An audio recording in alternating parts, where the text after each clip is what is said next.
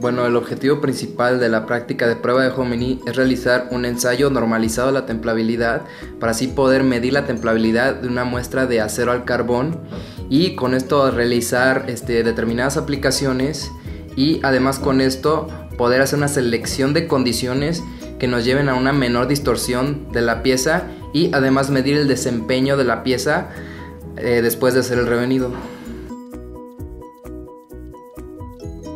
Bueno, los materiales en el laboratorio, lo primero es que se nos otorgaba la pieza, la calentábamos aquí en el horno, también usamos las pinzas para pasar la probeta para enfriarse. Dispositivo de Jomini: agua destilada, acetona, sulfato de cobre, vaso de precipitado, la fresa para desbastar la capa de cobre, equipo de seguridad para el horno, botas de seguridad, cubeta con agua fría, secadora para secar con agua caliente, durómetro de Rockwell con dispositivo para colocar probeta. Para esta prueba es necesario contar con las probetas de Jomini. Estas son maquinadas en el torno, ya sea el manual o en el CNC. Para este laboratorio ya las tenemos maquinadas y listas para usarse. Se debe austenitizar, por lo que se debe determinar la temperatura para cada material para poder conseguir austenita en toda la pieza. En este caso se puso a calentar el horno a 900 grados porque había que meter diferentes tipos de acero. Se prepara la solución de sulfato de cobre. Se limpian las probetas para dejarlas libres de polvo y grasa, con el propósito de que estas se les pueda adherir bien el recubrimiento de sulfato de cobre. Una vez limpia y la solución preparada, se sumerge la pieza por 5 segundos. Se enjuaga ligeramente con agua y se seca con aire caliente con la ayuda de una secadora. Se introduce la pieza en el horno por 30 minutos. No pasa nada si se llega a quedar más tiempo, porque lo que buscamos es que todo se convierta en austenita. Antes de sacar la probeta de la mufla, se practicó con una pieza en frío para poder pasar la muestra a 900 grados rápidamente. Se abre rápidamente la mufla y se saca la pieza. Se coloca en menos de 5 segundos en el dispositivo Jomini y se puede ver cómo la pieza se va enfriando debajo, donde se enfrió de golpe con el chorro de agua, y después cómo va cambiando de color conforme se enfría la muestra. Se deja enfriar por 10 minutos.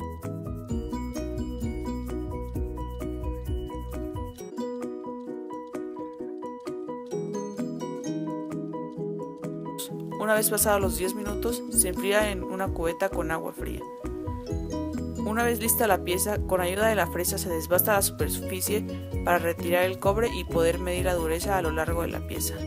Además, se quita el otro pedazo donde se va a detener la pieza para evitar que ésta se mueva cuando se está midiendo las durezas.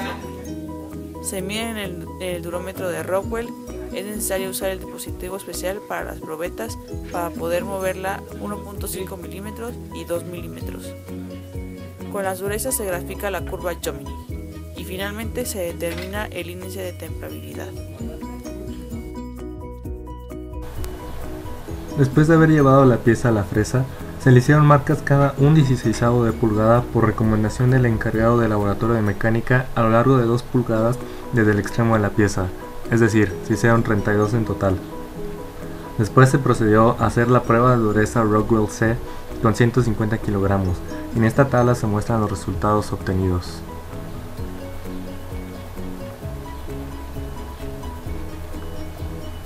Estos resultados se grafican y lo que obtenemos es la curva Jomini experimental para nuestra muestra de acero en particular.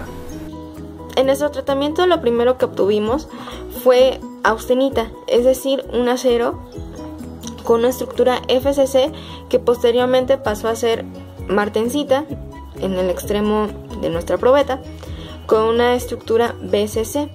En esta estructura podemos albergar todavía más carbono que en una FCC, y esto es lo que nos favorece a tener una dureza mucho más grande. Además, el tamaño del grano influye. Un grano muy fino favorece que obtengamos perlita y ferrita. Sin embargo, entre más grande sea nuestro grano, mayores posibilidades tenemos para obtener martensita. Pero debemos tener en cuenta que si tenemos un tamaño de grano excesivamente grande, nos estamos arriesgando a tener grietas durante nuestro temple. En nuestro caso, en nuestra prueba de Jomini,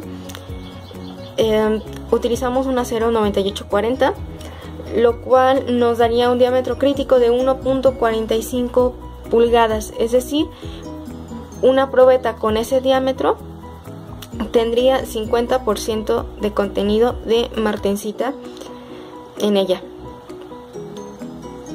A media pulgada aproximadamente tenemos una velocidad de enfriamiento de 5 grados por segundo y en teoría deberíamos obtener una dureza de Rockwell C43 para nuestro acero. Experimentalmente obtuvimos 40. Esta forma de expresar la dureza en función de nuestra distancia al extremo de la probeta es nuestro índice de templabilidad, de acuerdo al procedimiento A255 de la ASTM. Bueno, además a 2/16 de pulgada tenemos prácticamente la misma dureza que en la gráfica teórica, y en 2 pulgadas obtuvimos 28 de dureza Rockwell C experimentalmente. Sin embargo, deberíamos haber obtenido, según la teoría, 34 Rockwell C. Nuestra gráfica además es un tanto más inclinada que la gráfica teórica. Esto lo podemos explicar por 2 razones, cada una de las mediciones, y también por la misma composición del acero. Un acero 9840 es una especificación que tiene cierta tolerancia en cuanto a la composición, es decir, no hay ningún acero 9840 que vaya a tener exactamente la composición nominal, y por tanto vamos a estar hablando no de una línea, sino más bien de una franja que va a abarcar las durezas que deberíamos obtener en nuestra prueba de Jomini.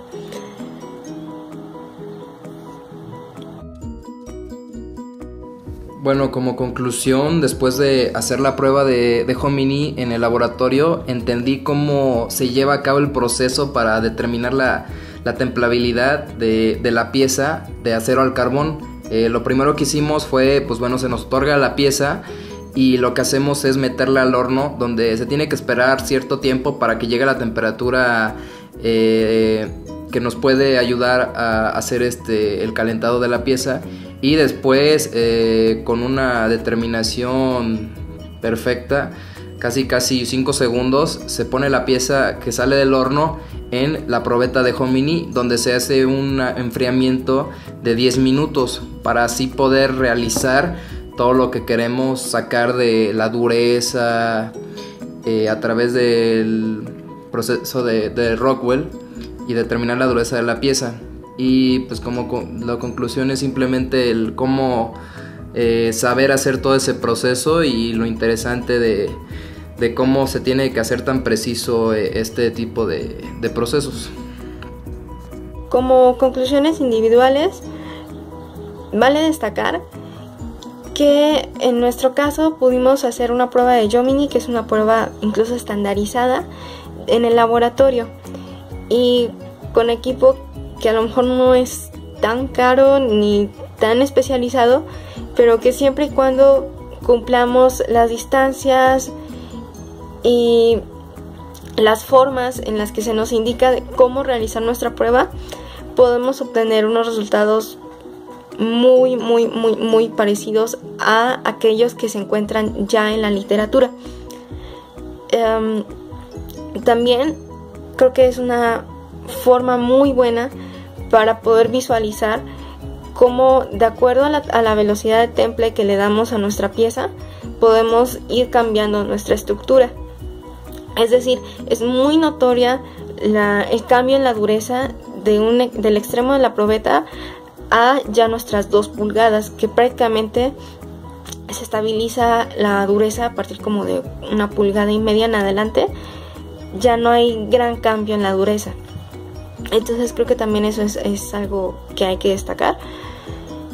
Y pues vaya, es nuevamente poder ver de la teoría a la práctica cómo se va cumpliendo, que bueno, al austenitizar mi acero y luego someterlo a un temple, todo va a depender de qué tan rápido lo enfríe para las propiedades que voy a obtener. Y por tanto, cuando este proceso se realiza ya en industria, es muy crítico tener control tanto en temperaturas como en tiempos para enfriar, porque de otro modo podemos obtener algo completamente distinto a lo que necesitábamos.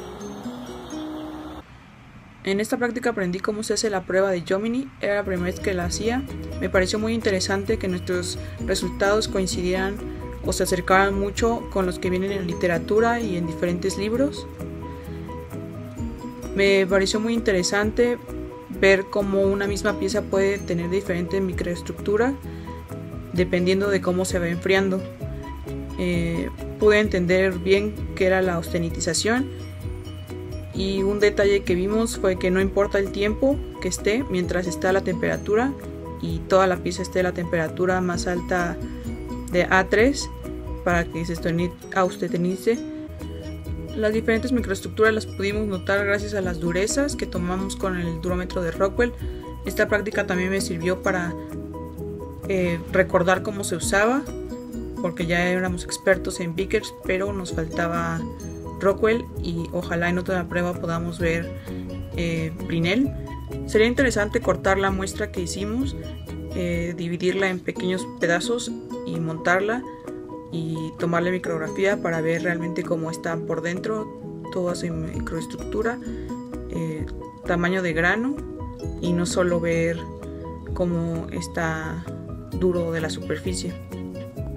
Como conclusión, fue una práctica muy interesante, muy ilustrativa, en donde pudimos ver reflejados muchos de los conocimientos que hemos estado adquiriendo a lo largo del curso.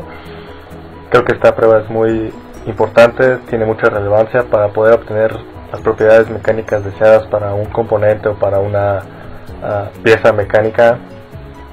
La prueba también permite saber cómo un tratamiento térmico mal realizado puede dar origen a propiedades mecánicas indeseadas.